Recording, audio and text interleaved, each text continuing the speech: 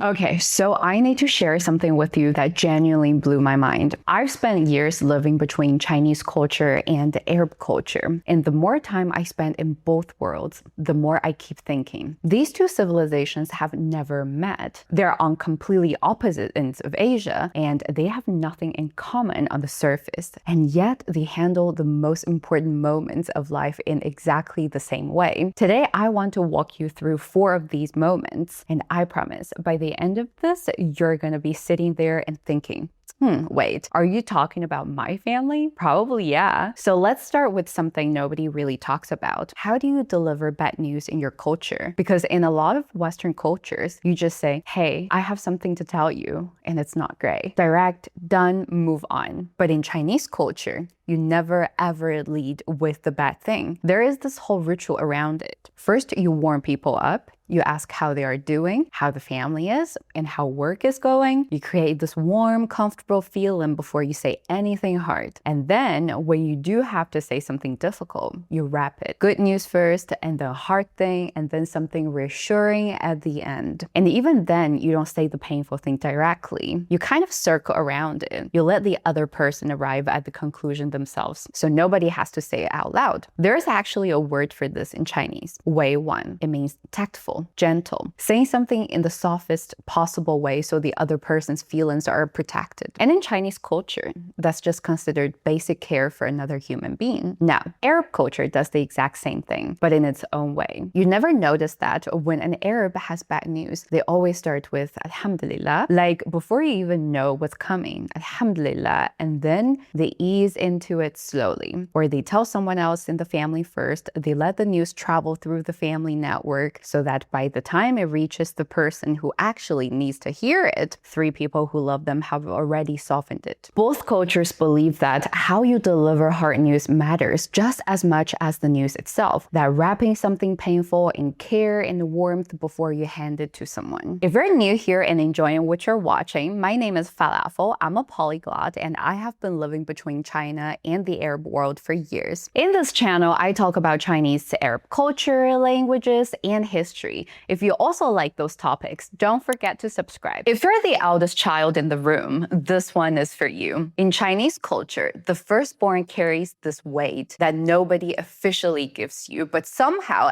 everyone just understands from day one. 长子, it means the eldest. And with that word comes everything. You're the example, you set the standard, your grades, your choices, your life, these become the thing that every sibling after you gets compared to. Nobody sat you down and explained this. You just kind of absorbed it. You just knew, and when things get hard, when the parents get older, when the family needs something handled, who does it fall to? Well, of course, 长子. Every time. Now go ask any Arab eldest child how growing up felt. That same weight, the same sense of being watched differently than your siblings with more expectation. The feeling that you were supposed to figure things out faster, be more responsible, make fewer mistakes because you were first, because everyone was looking at you. And the same thing that really gets me about this in both cultures is that nobody pulls the eldest kid aside and says, hey, we know you carry more than others. Thank you. Everyone just assumes, of course, you stepped up. Of course, you handled it. You're the eldest. What else would you do? Well, I'm pretty sure every eldest child watching this just felt that in their chest. Okay, this one is my favorite. Picture a stranger walking into a Chinese home for the first time. Within literally minutes, they're not a stranger anymore. Tea appears out of nowhere, food appears, they get the best seat, they are asked about their family, their life, where they're from,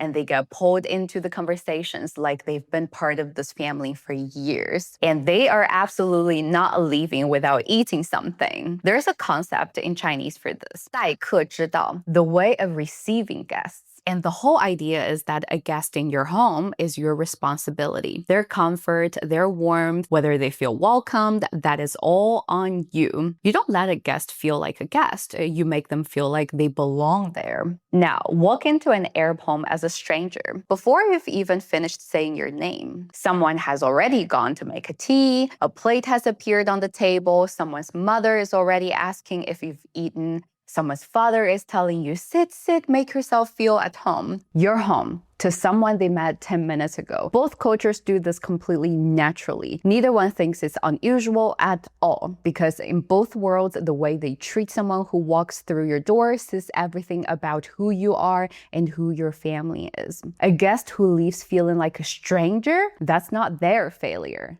That's yours. In a world that keeps getting more transactional and more distant, I personally think it's something that both cultures should hold on to forever. Last one, and I wonder if this exists in your culture as well. In Chinese, there's a word, 争气. It means making your family proud through what you achieve. But the translation doesn't quite get there, because underneath it is this whole understanding that your success was never really just yours. Your parents sacrificed, your grandparents sacrificed, everyone who came before you gave something up, like comfort, opportunities, sometimes so much more, so that you could have more than they had. And your degree, your career, your name, these don't just belong to you, they belong to all of them. So when Chinese parents push hard on education and grades and career, it's coming from that place. We gave everything to you so you could have this chance. Please make it mean something. Please make what we gave up worth it. Now listen to how an Arab family talks about a child who did well. They don't say he worked hard. They say, Allah yafrahana fihi. God brings us joy through him. The success goes up the whole family.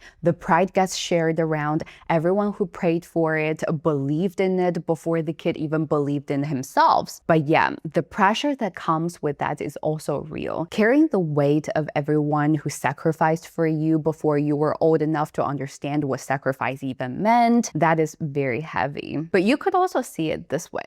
You're never alone in what you're building, because you are not building it just for yourself. You're building it for everyone who came before you and everyone who comes after. And once that clicks, it would start feeling like purpose rather than pressure. Bad news wrapped in warmth, the oldest child who carries everything without being asked, the stranger who becomes family before the tea was even finished, and the success that belongs to everyone who sacrificed before it belongs to you. All those similarities are what keeps pulling me to the place where Chinese and Arab culture meet. Because the more I look, the more I find that underneath all the obvious differences, these two worlds have been telling their children the same things for thousands of years. And if you enjoy what I talk about, I send out a weekly newsletter to dive into Chinese-Arab relations and history. Click the link in bio to subscribe. And if you're interested in learning Chinese, I have also launched my Chinese Foundation course. Also, click the link in bio to sign up and start learning Chinese. Thank you so much for watching, and I will see you next week.